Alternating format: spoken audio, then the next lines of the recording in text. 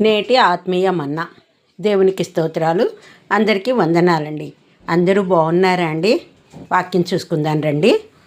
ఒక రైతు మార్కెట్కి వెళ్ళి అన్ని రకాల విత్తనాలు కొనుక్కుని ఒక కవర్లో వేసుకుని తన ఇంటికి వెళుతుండగా దారిలో ఆ కవర్లోంచి ఒక విత్తనం రోడ్డు పక్కన పడిపోయింది. కానీ ఆ విషయాన్ని రైతు గమనించకపోవడంతో తన దారిని తాను వెళ్ళిపోయాడు.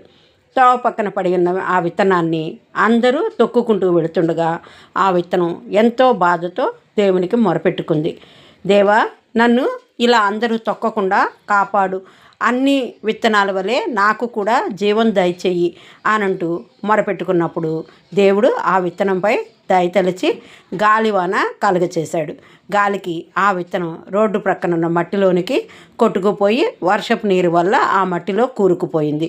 కొద్ది రోజులకు ఆ విత్తనం మొలకెత్తి క్రమంగా పెరిగి పెద్దదై ఆ రోడ్డు మీద పెడుతున్న ప్రజలకు నీడనివ్వసాగింది. ఆ యొక్క విత్తనం విషయంలోనే దేవుడు దాని పట్ల ఇంత గొప్ప ప్రణాళిక కలిగి ఉండగా మరి నీ విషయంలో నా విషయంలో ఇంకెంతటి ఆలోచన కలిగి ఉంటాడో కదా. కాబట్టి ఆయనకు లోబడి ఆయనకు మాదిరికరమైన జీవితాన్ని జీవించడానికి నిన్ను నీవు సమర్పించుకో. నిన్ను ఒక గొప్ప పాత్రగా మలుచుకుని వాడుకుంటాడు.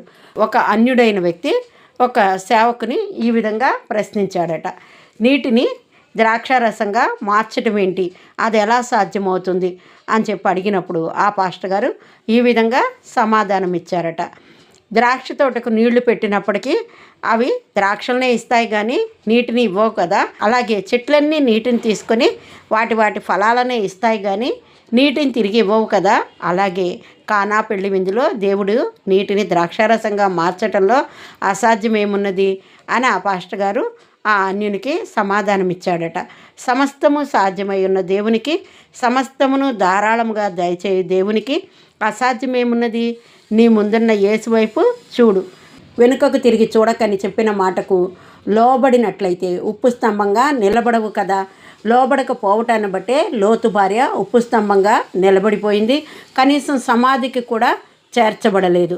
కాబట్టి ఆయనను అనుసరించాలనుకునేవారు ఆయన మాటకు లోబడి ఆయనను అనుసరించడం నేర్చుకోవాలి. ఆ విధముగా ఉన్నట్లయితే దేవుడు నిన్ను బహుగా ఆశీర్వదిస్తాడు. అంతేకాదండి, ఒకవేళ నీవు ఎండిపోయిన చెట్టువైనను నిన్ను తిరిగి చిగురింపచేసి ఫలింపచేయగలడు. నమ్ము, నిజము, దీనిని నమ్ము. నమ్మితే నీవు దేవుని అద్భుతాన్ని చూడగలుగుతావు. కాబట్టి ఆయనలో చిగురించు, పుష్పించు, ఫలించు. దేవుడు మనలను ఆయనలో ఫలింపచేయునుగాక. ఆమెన్. హల్లెలూయా.